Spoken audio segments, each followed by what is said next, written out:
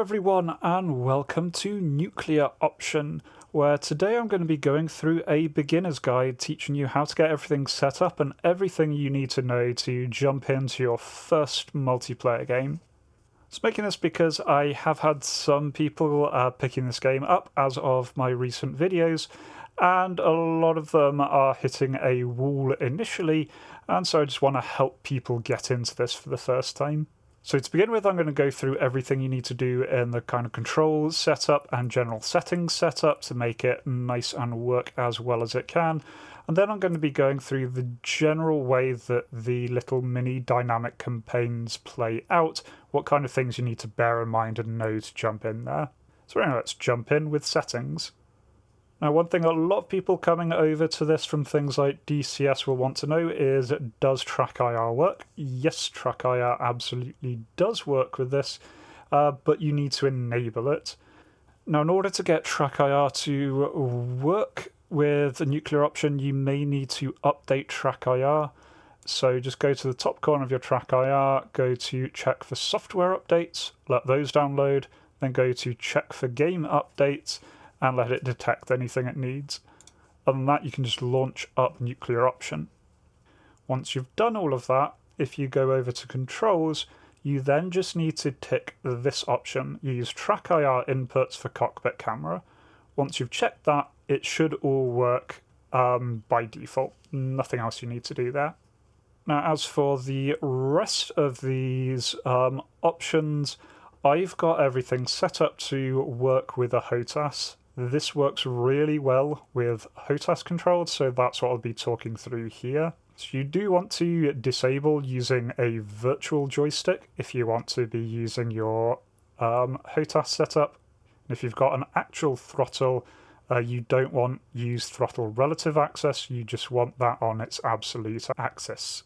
Next one is up to you. Invert throttle controls when used as a collective.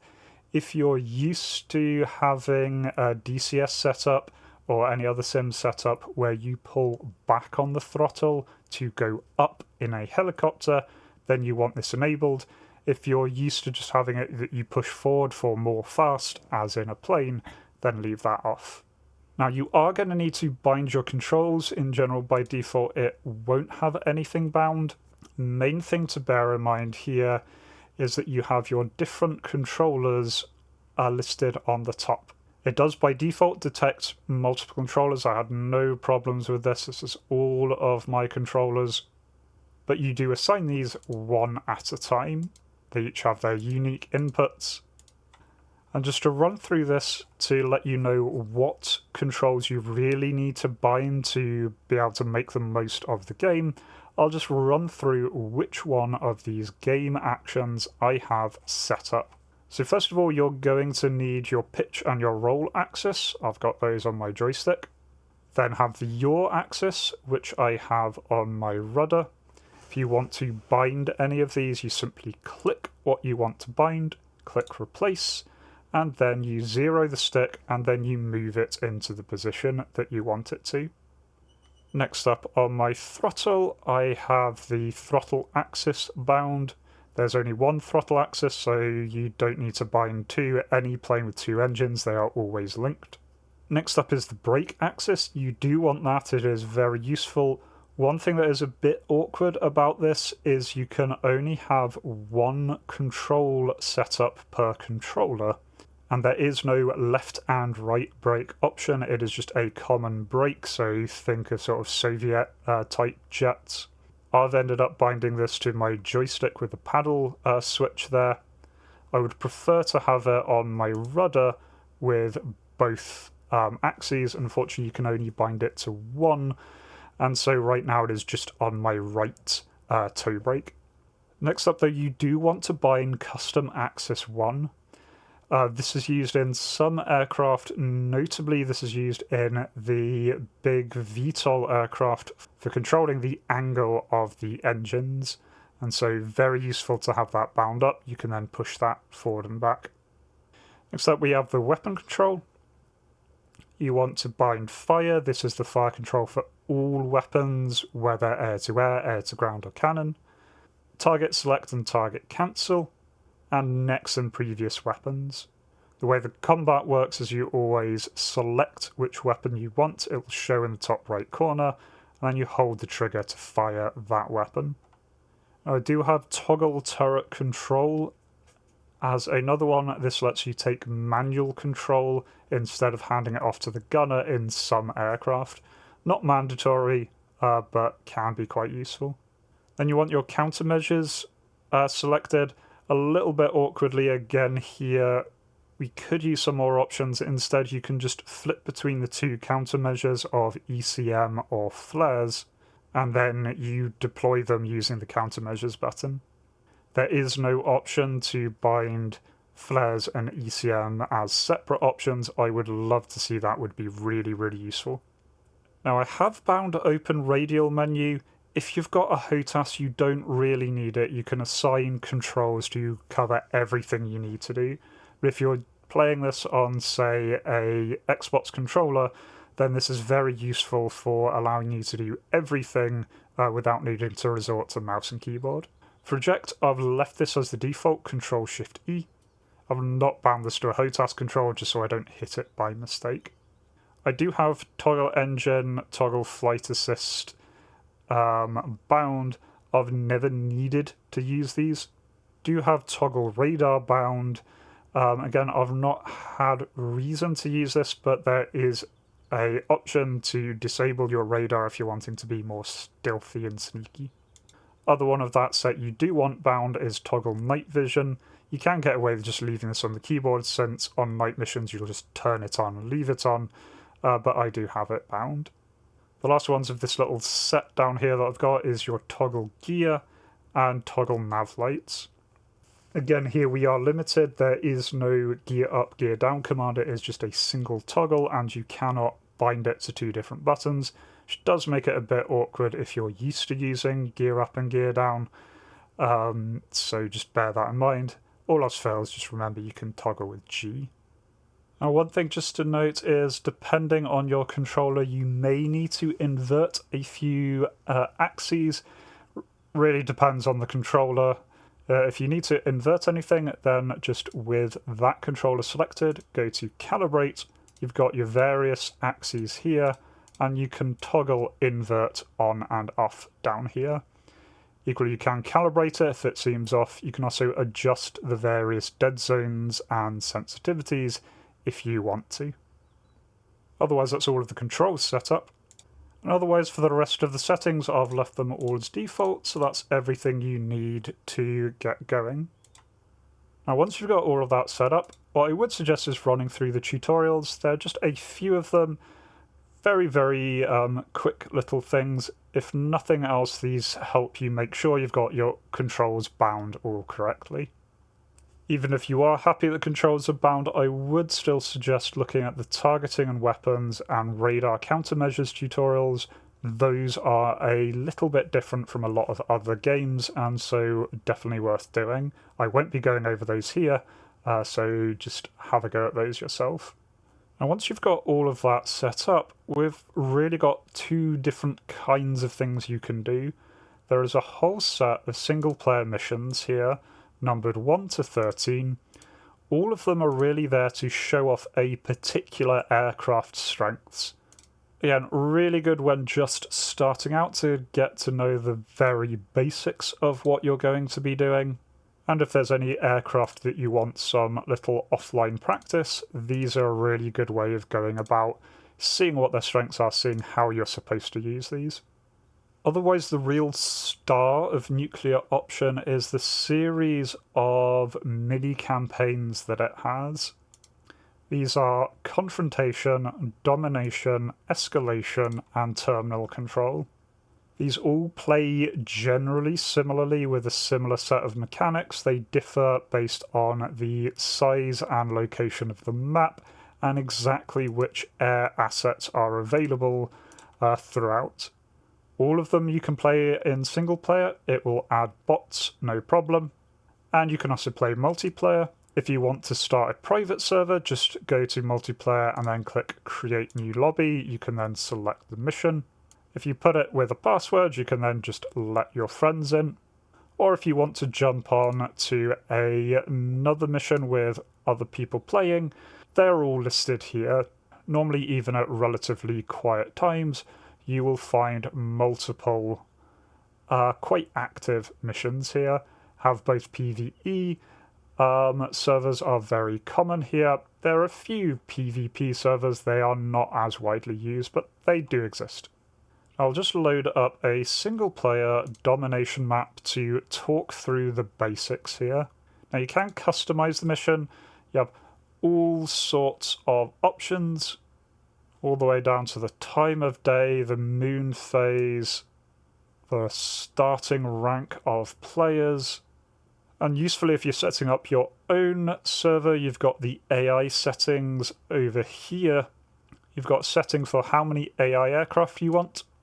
And then very nicely, you've got these other two options of reducing AI aircraft per friendly player or add AI aircraft per enemy player. So if we've got it set up here, then we've got 10 total AI, so 5 per side. Every time an ally joins your team, one of your AI aircraft will be removed. So you'll always have 10 aircraft, it's whether or not you have players there. Equally, you could have that set up slightly differently. So I wanted 10 aircraft per side. I can then have that to add AI aircraft, so anytime an enemy joins, my side gets an extra one to counteract. And you've got all sorts of intermediate options between there, depending on exactly how you want this to go. I quite like having quite a few players on each side, and then just reducing the number of AI aircraft for each player that spawns. Doesn't matter too much for single player, but if you are wanting to launch your own server, you have these options of the general mode, which is PvP, meaning players can join both sides, or the two co-op varieties. You've got two sides in this, the BDF and the PLA. They're effectively the same for all intents and purposes, but on each map they will have different starting locations, so you do get a different experience if you go through with BDA or PLF. For this demonstration, I'm just going to do a confrontation mission as the BDF. So we get started. We can already see we've got the AI aircraft that have already started and are moving, and we'll be presented with a map like this, where we can see allied units, we can see enemy units that we're aware of, and we can see our two airfields here. Now what we have here is a series of different symbols that indicate what kind of aircraft can take off from the airfield at any one time. The top one is helipads, so how many helicopters you can take off. The second one is your light aircraft. Third one down is your smaller hangars, which are your kind of more advanced aircraft. And then you've got the fourth one down, which is your large industrial hangars. Those are your super advanced later planes. Equally, we have an amount of nuclear weapons per airfield there. We'll cover those a little bit later.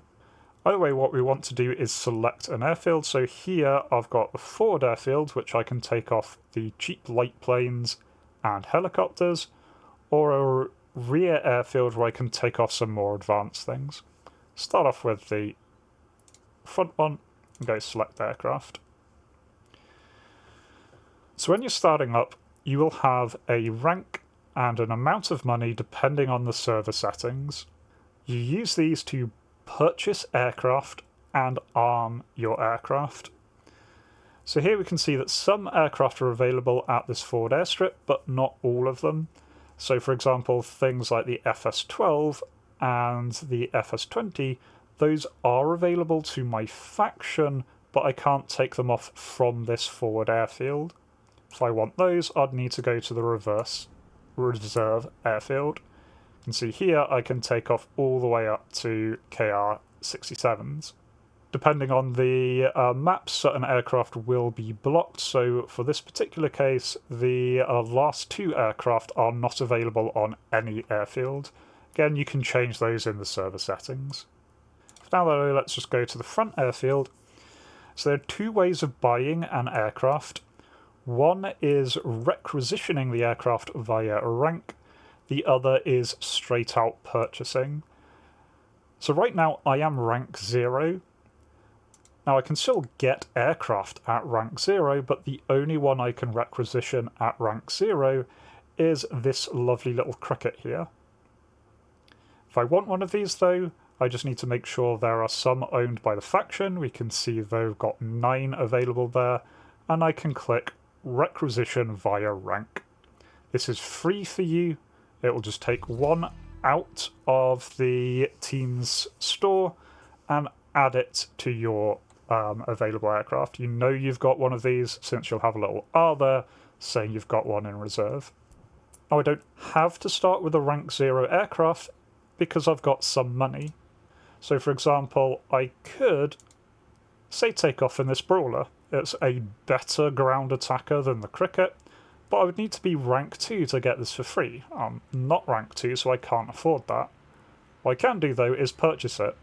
In this particular setup, I've got 52 million to begin with, and so what I can do is purchase that aircraft.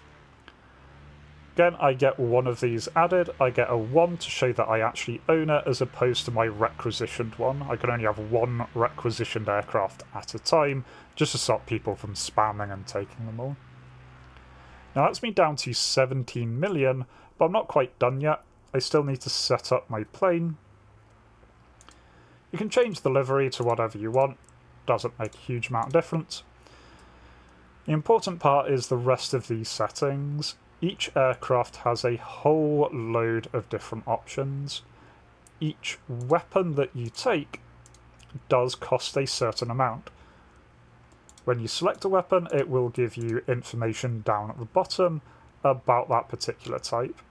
And so, for example, here, if I go, I can take these PABLR weapons. These are going to cost me 105,000 each. If I go for something a little bit fancier, like self-guided missiles, they'll cost me a little bit more. Or if I want to do something nice and cheap, I can just grab some generic bombs there. Generally, the total amount that you're going to be putting in here isn't going to bankrupt you. But generally, the more you put on, the more expensive they are. Certainly as things go on, later in the game we will get access to nuclear weapons. Those are significantly expensive. But for now, with my current setup, this is going to cost me 4.9 million. I can change the amount of fuel I have.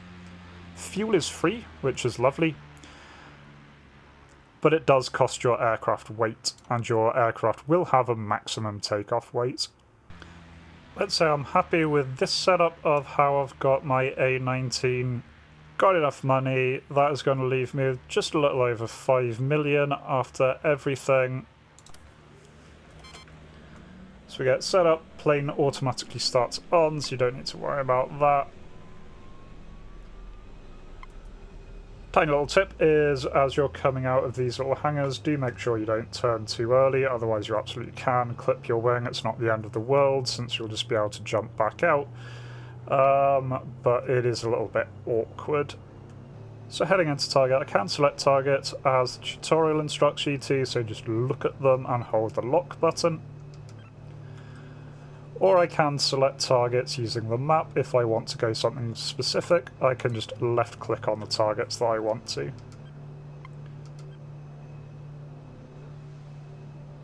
In this case, let's say I want to hit this convoy. Got my AGMs here, I'm within min range. Let those go. Got more AGMs. Gonna let those go. Those are fire and forget weapons, so I don't need to do anything else. And there we go. I start doing damage, I get points for each one I kill, and there we go, I've got rank 1 already. Now, the laser-guided weapons, one thing to bear in mind is that different planes have different numbers of lasers that they can engage at a time. Many planes just have one. The Brawler here has 2 lasers it can be firing at the same time. Some have a lot more. You can check the wiki to see how many each plane has. This does limit your use of these laser-guided weapons.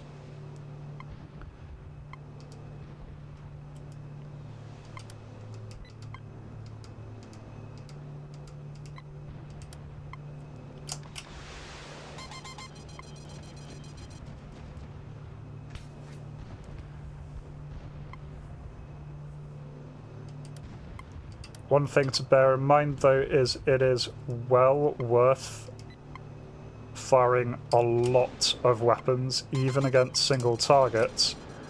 Basically assume that the enemy is going to try and intercept your weapons and do a very good job at doing so. There we go, I've done a lot of damage on this particular sortie. I have got all of my rewards for that, but if I want to get extra rewards, I can come back and land. Now seems a great time to do so, since I did get a hit by a missile there. I ran out of flares. Now landing is mostly pretty easy in this, it is pretty forgiving. Whenever you push the idle all the way to 0, every plane does deploy its air brake, which is very useful. So there's no manual air brake, it just assumes that if you've got 0 throttle, you are wanting to deploy the air brake.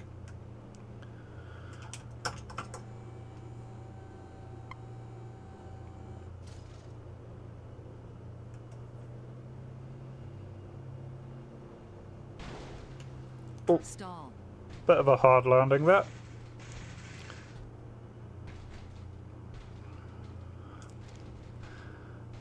But once you have landed on an airfield, you can then just bail.